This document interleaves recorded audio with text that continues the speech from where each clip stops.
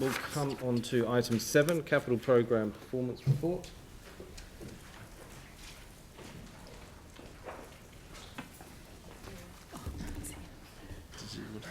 No, he's missed his chance. We'll come back.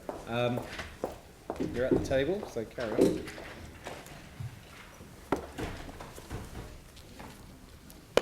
Okay. Morning, councillors. Morning.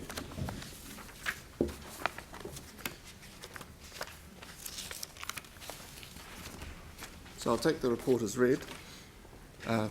So high level at the end of June, the carry forward amount increased to 181 million.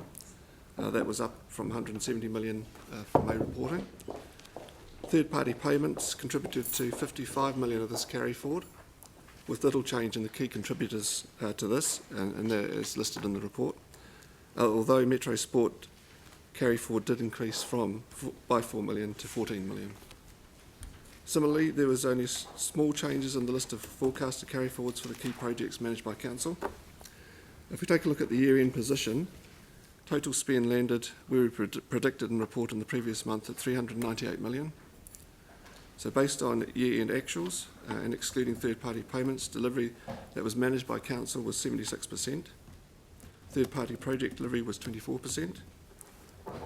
As requested at the last committee meeting, I've included the delivery results for the 2 previous years and also provisional figures for this financial year, which are a budget of 225 million, $399 million budget, and $126 million carried forward from this year. Carried forward to this year. The split of this year's budget of council delivered projects versus third-party payments projects is 443 million and 82 million respectively. At the time of creating this report, these numbers were provisional as the carry forward amounts were still being finalised, but I can confirm that these numbers are now final, with the total number of projects for delivery this current financial year sitting at 838. The remaining pages of the report give a breakdown of the key carry forwards and bringbacks for the year and final positions for the individual delivery portfolios. So I'm happy to take any questions. Okay. In terms of the comparisons with previous years, do you sense there's a sort of a pattern there in terms of what we get through every year, around sort of 80%-ish? Yeah, it is. I think that we benefited for the 2 previous years from the 4 or 5 big projects that we were delivering that were really churning out about somewhere between $10 and $15 million consistently each month. That dropped off this year, so they're all coming to an end. That's going to be a challenge for us in this current financial year. Yeah. Okay, Phil and Glenn. Thanks for your report, Andrew. Firstly, technical question. Could you just remind me what the PMs are? Project managers. Project managers. Thank you. That helps me understand. Now, question really is about the amount of the carry forward compared with the budget. So the budget for the last year was 574, but we're carrying forward 181 million. Correct. So it just seems to me, is there not a way that in fact we can fine-tune that more, particularly because this is what ratepayers are rated for? Certainly, we have done some analysis around what's driving that carry forward. As I said in the report, 55 million is third-party payments, which we don't have a lot of control around. A lot of it's a timing issue. You know, the end of financial year is a sort of an arbitrary line in the sand in terms of from a project delivery perspective. So it doesn't mean the projects are failing if we're carrying forward. It's just there's been delays. In doing the analysis, there's no one single thing we could really pin what was driving the carry forwards to. There's a number of things. Consenting issues, consultation delays, funding issues. So it's spread fairly evenly across all of the projects. So I can see that there's a pattern with previous years too, Andrew, but I'm just wondering, is there not a way we can fine-tune this and predict, based on historically, how much in fact we should say we are able or capable of delivering? Certainly, and that we do try and do that. And the delivery review that we went through just before the end of the financial year, we attempted to do that. But I guess you would agree that 181 million compared with the 574 of the budget is a very big amount, large amount of money. Yes, I do agree. Okay. Thanks, Andrew. Glenn? Thank you, Andrew.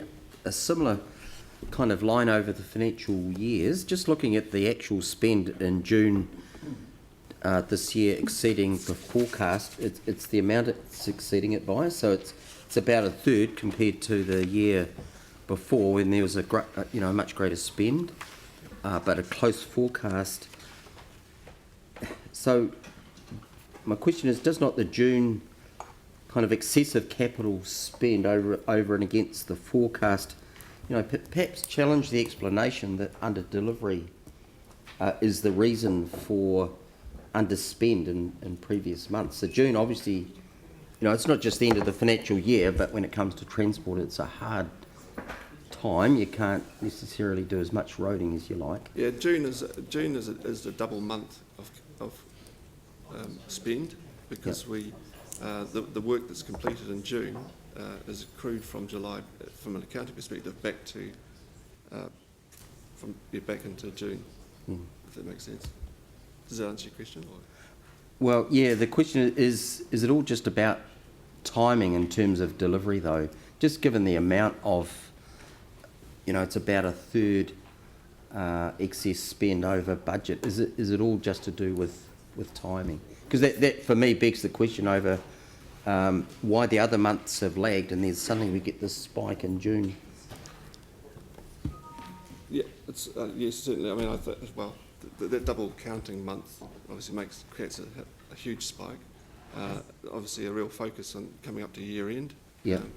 It's kind of, as I said, a bit of an arbitrary line in the sand in terms of project delivery perspective, but I guess the PM's pushed really hard with the contractors to get invoices in and close out the financial positions for the year end. Because it seems to me if they're still able to spend that in June and winter, it begs the question, why aren't they doing it in the months leading up? Oh, yeah. And getting our roads done, etc. It's a good question, and I can't, can't answer that. All right. But I would say we don't want to get into what is a common practice overseas, where budgets close at year end, and if they're not spent, you lose it the next year, and that leads to very perverse outcomes where people kind of dig up holes and fill them to spend the money. We don't want to get into that. So in a way, we've got to take a rolling approach and actually think, are the projects being done? That's the main thing. And actually when they're finished is more of a estimation piece. So what the finance team should be asking the project management team is, are these realistic timeframes? Because then they can budget much better. So sometimes there might be pressure from the governance to get a project finished quicker, or have a timeline which actually doesn't work out, and then it gets moved and everyone gets cross about it. So it's about actually being realistic about project management. I guess it just contrasts a lot with a year ago when the two bar graphs are more closely aligned, and this year there's a bigger gap. So. Yanni? Thank you for the report. It's really good to get the explanations. I don't know if you're the right staff member to ask the questions of the explanations, but just looking on page 23, the Cart Club, the RFI was submitted July 2018, the consent was lodged 2017. We're now carrying forward that budget into 2020. Can someone just give me an understanding of where that's got to and how long we need to keep rolling it over, or when we're going to get to a final decision about the use of that money? I'm not the right person, but I think Brent can Brent? So, I've just been moving through some final RFI questions there. You were aware that they came to council during the annual plan asking for inflation adjustment of their money, and that wasn't forthcoming. So they're now just looking at, on one hand, the final lodgement of the last information with the resource consent versus the affordability of the shift. That was as of this week. There was a meeting this week just to discuss it. Right. So, is that going to likely to generate a report back to us then, or what's the process? I mean, we can't just keep carrying forward the money every year. Contractually, we have to, because in the previous resolution, I think the terms of the agreement is that within 20 days of the Cart Club gaining consent, council are to pay that money over. I thought we'd put a time limit on it previously, because some of us were concerned around the viability of actually even getting a consent for the site. I think that's already been answered before here. The terms of the agreement once the consent was lodged, allowed it to go forward. Okay. Okay, well, I think if we could just get a memo updating us when those decisions are made, that would be useful. Yep, so Thanks. Brent, can you do that? Just send a memo around? Sure. Okay, Great. thanks. The second question was in regards to page 24, and it's really over the cycleway project as a whole. You're asking for a bring back of significant money, but there's also a budget shortfall of that project. And I'm just wondering, at what point do we as a council get a decision around the money that's been spent on the cycleways if something's gone over budget? Like, you know, do we get a say if money's been shifted in the program off other cycle projects to deal with shortfalls? Do we get a say around the number of cycleways that we're doing, or, you know, I don't think that's not a question No. for here. Yeah, I think well, that's- sorry, well, so the bring back for that cycleway, that's creating then a budget shortfall. How is that addressed at a governance level by us? How do we get input into that or consideration of it? It's not necessarily creating a budget shortfall. They're just the budget's available in the following financial year. It's just that they're ahead of the delivery, so they're bringing the money back into this financial year, well, previous financial year now. But so Sorry, what, that- Yeah, The so final- what he's saying, Jan, is it's in the budget. So what the carry forwards table shows you is stuff that actually is not being yet delivered and stuff that is being delivered quicker. Sorry, forecasted overspend of 390k in FY20 will need to be addressed within the MCR program. A change request to address the shortfall will be lodged in July. My reading of this is we've spent more money on the stage, so we're bringing back some money to do it, and we'll address the shortfall later. I'm kind of wondering why we don't address the shortfall now, so that we actually get clarity. You know, it just seems robbing a future budget to pay for something that's overspent. But you know, that's why I'm just trying to understand how that process works in terms of our budgets, because it's not clear to me from that report. Yanni, I I think, think it's the definition of overspend is not Yeah. the one that you're thinking. yeah, No, it's not over budget, it's delivering earlier than expected. yeah, delivering fast. I mean, some of it is a language issue around underspend and overspend. It just means not spent in this particular year. Is the shortfall relating to money not being spent in the particular year, or is it relating to an overspend in the project budget?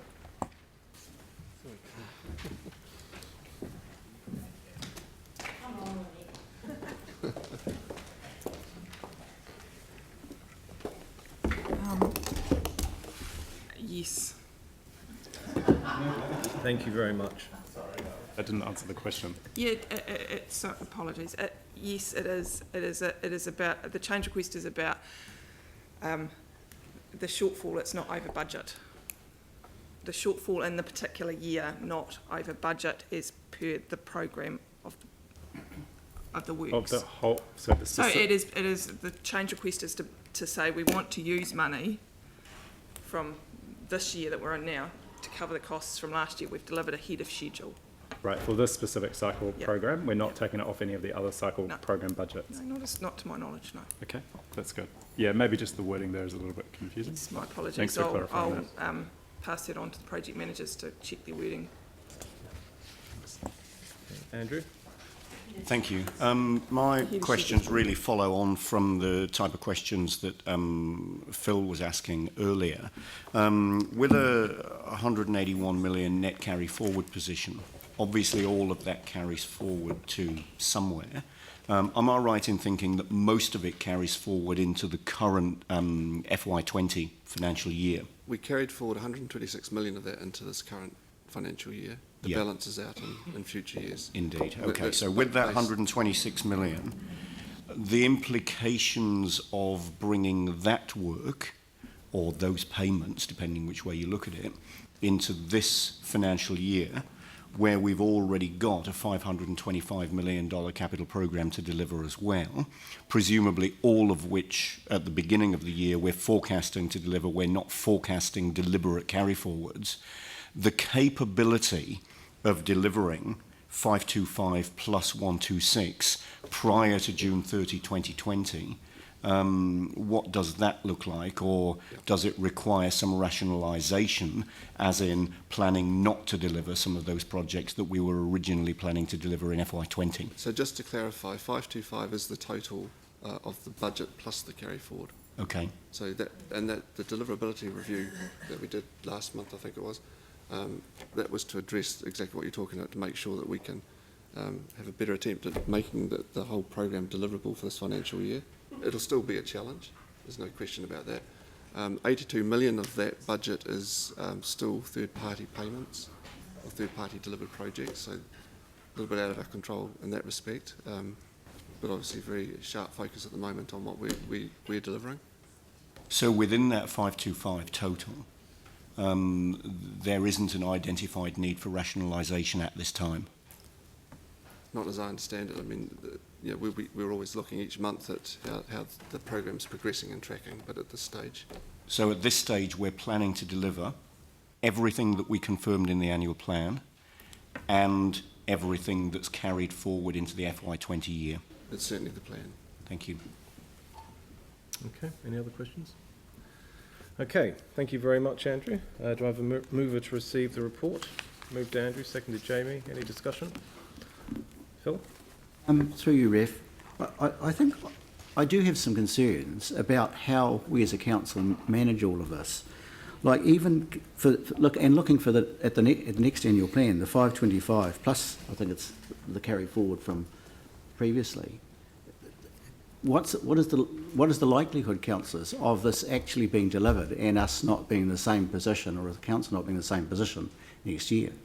And when we look at the previous patterns, which Raf alluded to, the chances are low. So it just seems to me pretty clear that somehow we have to fine-tune just what we are actually capable of delivering and not overpromise. And like an example might be the number, dare I say it, the number of swimming pools that we're actually able to build in 1 year, and budgeting differently. I just think otherwise, this is where the pressure on rates lies. 181 million being rated for and not being spent. No, you wouldn't do that at home with your own budget. I wouldn't. So I just really am saying, Mr. Chairman, that I think it's an opportune time when it comes to the next annual plan to really drill down and look hard at this. Anyone else? Andrew? Just following on from that, this really feeds into good, robust planning of the capital programme for the next LTP, which is something that we need to be getting ahead of, and we need to be getting ahead of now. I mean, there's been a history of carry forwards, and there are expectations that there will be a reasonable carry forward at the end of each financial year. The danger is that we plan to do work which maybe we're not able to deliver, and maybe with a more realistic approach we should be honest about the fact that we may be putting together a capital programme that isn't deliverable. The danger from that, of course, is that we then end up rating for work which is not capable of being delivered within that financial year. We've been having these conversations since at least 2015, if not earlier, and I think it's something that we need to think very seriously about as we start building the next LTP.